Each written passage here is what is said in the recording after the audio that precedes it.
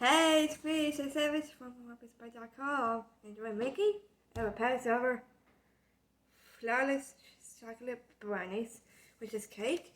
You might get this recipe in the description below. So, for step 1, you have to preheat the oven to 300 degrees, and make sure you grease this pan for about 8 inches. And just start with cocoa powder. Alright, step 2. We are making a double batch. You have to put in the sugar.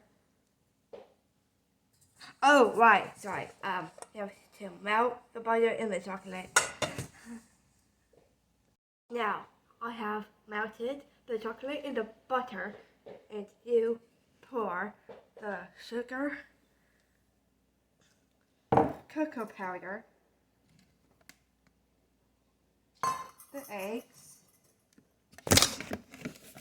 careful, the eggs, and the vanilla extract.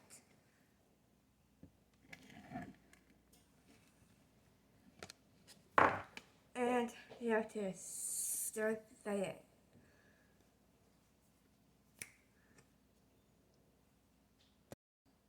Pour it into the prepared pan.